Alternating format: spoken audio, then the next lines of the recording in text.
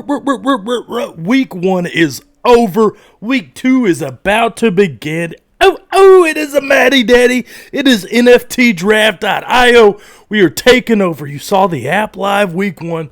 We saw the payouts last night. Man, it is busy, and I'm as busy as a bee. Just had me a baby. Week 2 is right here. We are on Wednesday. This is your YouTube hookup. Your video, subscribe, like, leave a comment, review. Hey, maybe we'll hit you up with some giveaways, some promo packs, you name it. We're doing it. I'm the MattyDaddy, guys. Before we get started on week 2, let's rewind it a little bit to week 1. Let's talk takeaways, instant reactions, just a couple yum-yums before we get started. My next video will be start stits. I'm combining that one, but I think it's very important we go over some injuries. Go over some plays, some things that happen, target share, you name it, to kind of get us ready for week 2. So let's get started. Let's talk NFTs. Let's talk fantasy football. And as always, let's talk NFT draft. Oh, Matty, my boy. Let's keep it going. First off, we're talking injuries. What are injuries, MattyDaddy? That's when you bump your head. That's when you fall down the stairs. You trip and hit a... Yeah, not going to go that route. But different injuries for football, how they affect the teams. We're about to hit those. So let's start off with Denver wide receiver 1, valued at, I believe, 17 points. This is Jerry Jeudy. Ankle injury, looked really bad, turned out to be a high ankle sprain. Things like this do linger, though. We saw Michael Thomas last year, leaning into this year, so words for caution. But how does that affect the other team? Because this guy's going to be out 6 to 8 weeks. So how does this affect the Denver football team and the wide receiver value? So that bumps Sutton up the depth chart to wide receiver 1. But the card values do not change because you still have the wide receiver 2 valued the same as the wide receiver 1, which is 17 points. I don't like this. To me, I'm going to be fading the wide receiver 1 and 2 for Denver, and I am going to be strapping my rocket ship to wide receiver 3 for Denver. That's KJ Hamler, plays the slot, 22-year-old guy, former second-round pick, a guy I like, guy receiver that has untapped potential in my market, 8-point card. I'm liking this one. Granted, if I'm a Denver fan, I'm a little sad, a little bummed because Jeudy is taking that next step. We saw the first game, he was firing on all cylinders before the ankle injury. So, as Matt would say, would you know my name if I saw you in heaven? Tears of Heaven, Eric Clapton, whatever. Anyways, so KJ Hamler, the wide receiver 3 for Denver, is the card I'm targeting. I'm fading wide receiver 1 and 2 for Denver. Moving on, we have Washington football team QB1. Ryan Fitzpatrick goes out with a hip injury. News comes back, he's out 8 weeks max minimum. So we have more to talk about. What are we doing? QB2 that moves up the depth chart, Taylor Heineke. Oh man, who is this guy, MattyDaddy? 28-year-old journeyman. The nice thing about this quarterback, though, is he is surrounded by weapons. This offensive coaching scheme fits perfect for a quarterback. And the best part about it, this quarterback card, Washington QB1, is 15 points. This guy can move it with his legs, and they have a juicy matchup on Thursday night against the Giants. Don't be surprised if Washington QB1 has a good game Thursday night. Like I said, he can do it with his feet.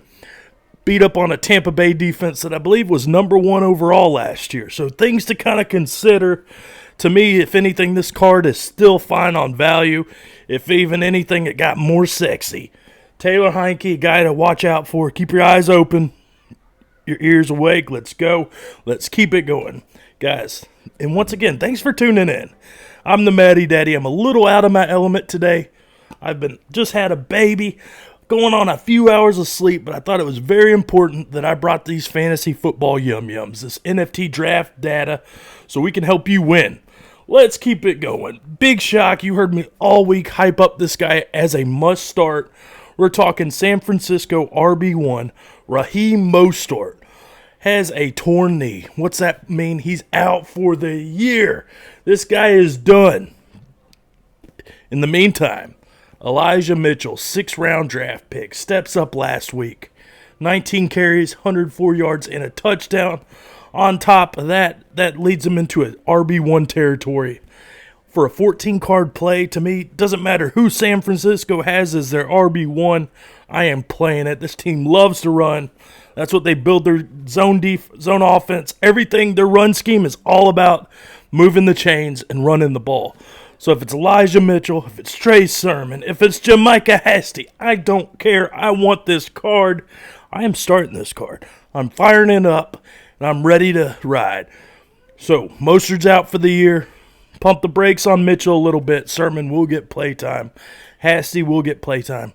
But to me, the big thing is whoever is the RB1 on the depth chart is the guy who's going to be stealing the show.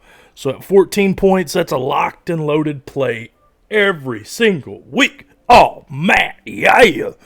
So let's keep it going. We just went injuries. I'm going to do a couple takeaways because I have a couple different aspects we need to talk on. Maybe some players I hit on, some players I didn't. I'm going Detroit. I'm going Detroit's running backs, Swift and Williams. Swift, I didn't hit on. I thought this guy would have more caution to the wind. Things I was worried about because that card was an 18-point play. Turns out he is RB2 on the week. So, good job, my boy. Swift always had the talent. I was worried about the situation. Hats off to you, my man. Now, hats off to me. RB2 on the team. 10-point card. Mr. Williams, come on down. RB3 on the week.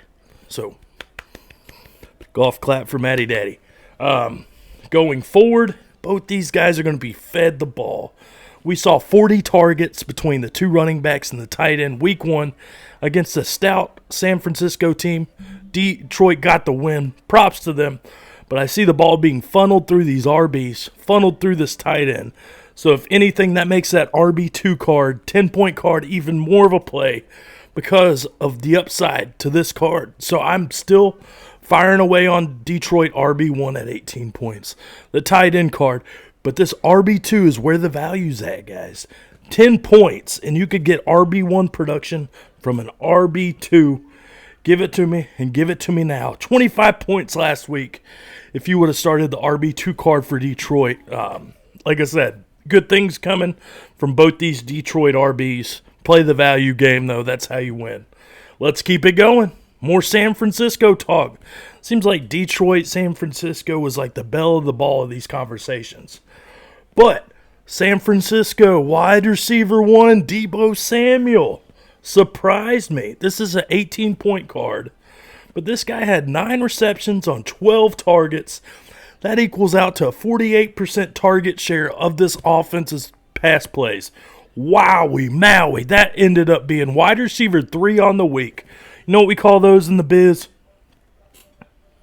Anybody? Dave in the back. What do we call them? That's right, Dave. Yum yums. Num num num num num num num. I'm loving it and I'm liking it. Deebo Samuel is a target hog. I was expecting more from Trey Lance, getting more play calls, but he's firmly the QB2 on the depth chart. That means Jimmy G is going to hit it with that short passing game. Short balls means Deebo, the route runner he is going to be fed. Like we said, 12 targets week 1. I see that being about the same. Deebo Samuel, wide receiver 3 on the week. I fire this guy up as much as you want because you know the floor is going to be high and the upside is there. Deebo Samuel, come on down. Do. All right, so we talked some high rollers. Detroit RB2, San Fran, QB for Washington, maybe a little Denver wide receiver 3 action. Let's talk about some guys that didn't do so great, but I still have confidence in. Maybe when everybody else is yinging, I'm yanging still. Let's talk Dallas running back, 20-point card. We saw him go up against Tampa Bay. Didn't have a great game week 1. Didn't even finish in the top 20 of RBs. So everybody is panicking. Zeke's, oh my gosh, the O-line's banged up. They're going to feed Zeke. This matchup was not a good one. Like I said, it was pass. Don't give up on Zeke, guys. This guy is still going to be a top 10 RB. Still worth 20-point play. I'm still starting him everywhere I got him. Don't give up on Zeke yet. O-line's still pretty good. They're going to have to run the ball to win some games. I expect more Zeke in the future. don't get worried. Like I said, stay on board with me. Come on the Mack truck. Let's ride. Let's keep it going. One I'm a little more worried about, Pittsburgh RB1. Only a 15-point card, but this is a rookie running back, Najee Harris. You saw the volume. You didn't see good production. 16 rushes, 45 yards, 2.8 yards per carry.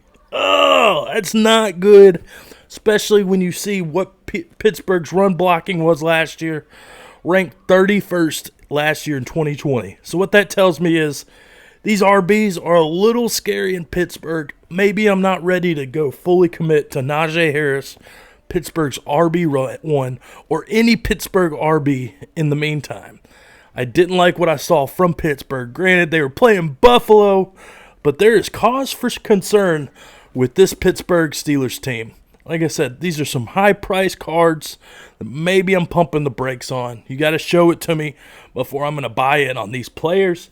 Just be a little cautious. And last but not least, the belle of the ball. Everybody talked Atlanta's tight end one in the offseason. That was a 17-point card, but everybody was hyped to the moon on Kyle Pitts. Well, Sunday that all came crashing down, and everybody is a little worried, which you should be. But it's a tight end position. It's a fickle beep. I was going to say the B word, but I'm trying to cut down on my cussing. Got a third kid. Proud dad here. God, third kid. Can you believe it? Oh, MattyDaddy, you are literally the definition of a dad. I am. MattyDaddy. Get it? Got it good? Mad. Okay. Enough about that. We'll get to that later. Kyle Pitts, though. Still 17-point card. Are we worried? Are we concerned? A little bit, but not a lot, because the offense was still funneled through Mr. Pitts. 8 targets, was on the field the whole game. This is a guy I love. A guy I'm still going to attach my wagon to. Maybe a little more cause for concern, but I feel like Atlanta's going to figure it out. We're going to see more better days. Same with RB1 for Atlanta, 14-point card. Mike Davis didn't look so sharp week 1. Another one, MattyDaddy. You hyped this guy up all offseason. What happened? What happened? They ran into a wall, man. Philadelphia was better on defense than I expected. I think Mike Davis has better days. I think Kyle Pitts has better days. I think at this 14-point value, the 17-point value, there's going to be days ahead that you're going to love these cards. You just got to be patient. And you got to realize consistency isn't everywhere. A lot of these are gambles, but we take those gambles so we can win the jackpot. And speaking of jackpot, week 1 is over, baby. 50,000 wax was given out throughout the weekend. Holy guacamole, that's a lot of money. Shout out to our mods, our developers, everybody for week 1.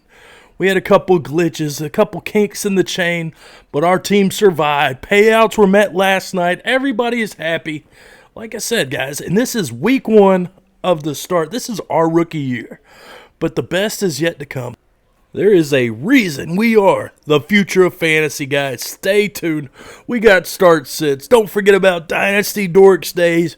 Too many TDs. The real deal, Laquan. We got so much content coming on our YouTube channel, on the website, on the Discord channel, and of course social media. Stay ahead of the game. Stay with us because we are the future of fantasy. NFTs, you name it, we are doing it. Giveaways all week. So if you stay along this time, I'm going to ask you a question, and if you can give me the answer, I will give you a promo pack. I'm giving away 5 promo packs to the first 5 people that can give me this answer, either commenting on the YouTube, the Twitter page, whatnot. Directly message me at MattyDaddyFF.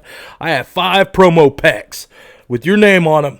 Who was the RB1 in fantasy football for week 1?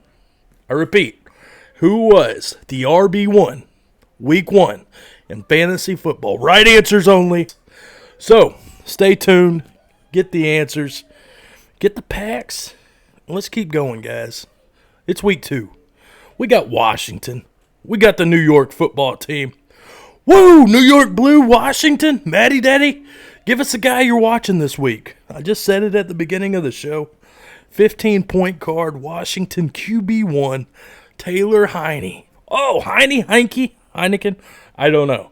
All I know is he uses his legs. This guy played good against the Tampa Bay, like I said earlier. Give this guy a touch. Also, De'Ami Brown, another guy, the rookie from North Carolina. Like I said, I love this kid. Had a couple deep passes. Didn't get him week 1. Keep an eye on this guy. Eye on the prize. Yeah, eye on the prize with the MattyDaddy with NFT. I'll be back to my usual self on Friday, Saturday when you get those start sits. Till that next time, time to go check on that baby. Ember Pauline Reiser. Baby girl, you stay on my mind. I don't know the words, but NFT draft, MattyDaddy, taking over. Ooh, ooh! Pow! We out of here. Blah, blah, blah, blah.